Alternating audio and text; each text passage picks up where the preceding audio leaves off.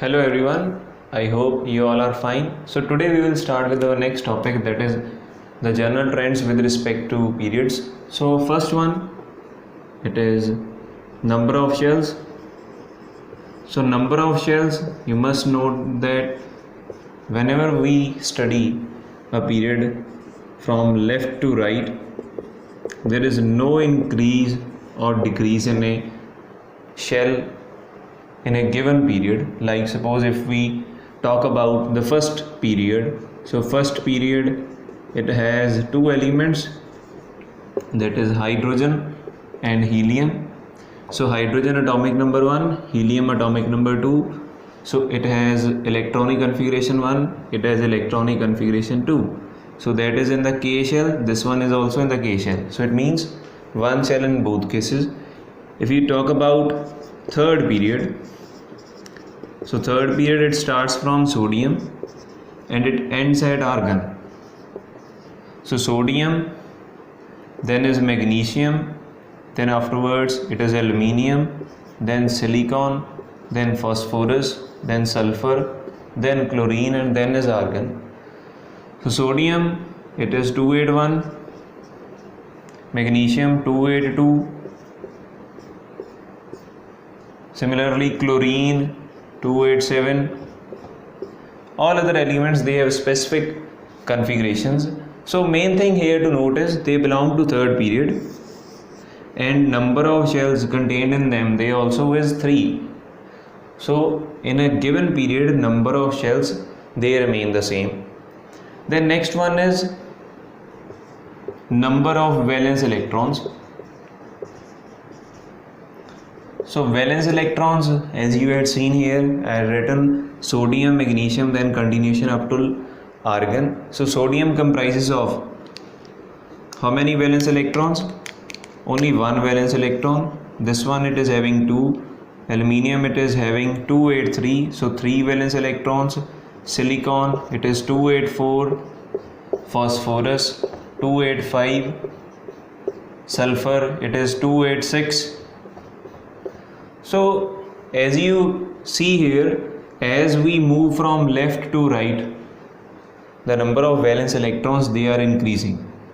So here it is 1, 2, 3, 4 and so on up till the last argon, it is having 2, 8 and 8. So 8 electrons. So valence electrons in a given period, they increases from left to right. Then the third particular, it is atomic structure. So atomic structure, it is with respect to electronic configuration. You can see electronic configuration, number of shells, they are remaining the same, but the number of valence electrons, they are increasing. If we talk about atomic size, so atomic size on moving left to right, it decreases. Now why it decreases? It decreases because as one moves across a period, the force of attraction between the nucleus and the electrons, that increases. Why that increases? It increases because protons, their number increases and they attract the outermost electrons. In special term we call that nuclear charge. So overall we can say nuclear charge increases. Force of attraction between the electrons and the positively charged protons present inside the nucleus, that becomes more and more with increase of the electrons in the valence shell. So that's why that leads to more attraction, and more attraction leads to the small size.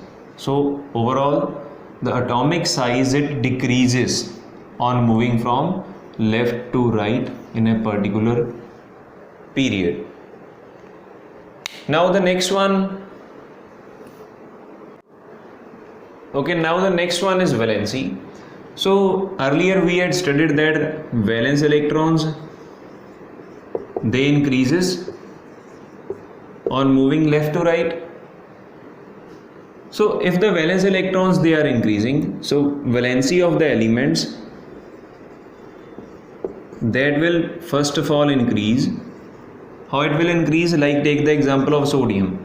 So sodium, it is having 281 electronic configuration. One is the valence electron and one is the valency, because nearest noble gas to sodium is neon. So it needs to lose one electron in order to get stable. So here valency is 1. In case of magnesium, it is 2, 8 and 2.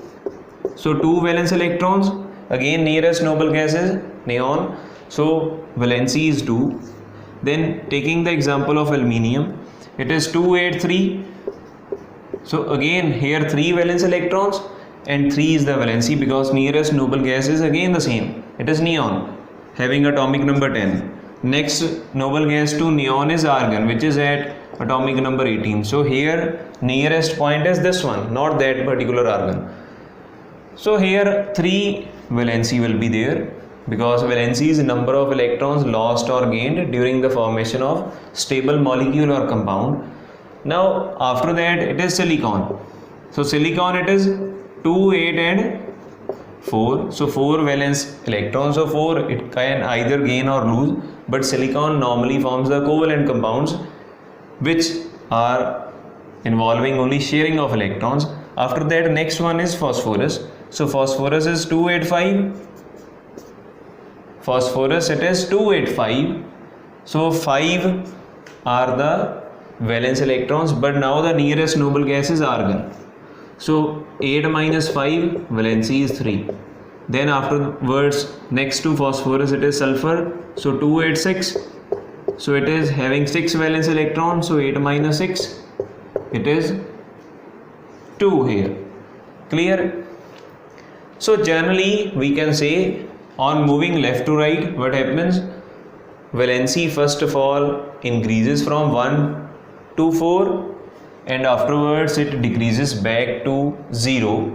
Like for sulfur it was 2, for chlorine it is 1, and for this one argon already it's a stable gas, so valency is 0. So first of all valency increases from 1 to 4 and it decreases back to 0. So if we have to write in a right valency of the elements, so what is the simplest way? Like if we take another example of second period elements. So second period elements, we know it starts from lithium, beryllium, boron, carbon, nitrogen, oxygen, fluorine and neon. So do one thing, write here 1, 2, 3, 4, then 3, 2, 1 and 0. So this gives you the valency. First of all 1 to 4 and then back to 0. Clear? Okay. After that the next topic is the particular behavior of the elements, that is how do they react, reactivity. So reactivity, we know as we move left to right atomic size increases. So atomic size increases means nuclear charge increases, and if nuclear charge is increasing, the electrons, they are not lost easily, and hence the element generally behaves as a non-metal.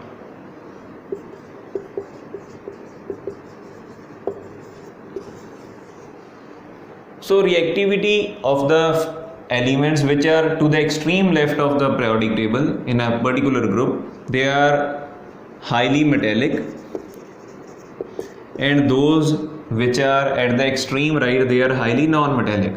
This thing you must keep in mind. How a particular element behaves as a metallic, that we had discussed earlier. Metallic character is on the basis of loss of electrons, and non-metallic character is on the base of gain of electrons. Now one thing more here to note, that the elements which are at the extreme left, they are also very reactive, but they are reactive metals, and those which are at the extreme right of the periodic table in a given period, they are reactive non-metals. So this was with respect to general groups.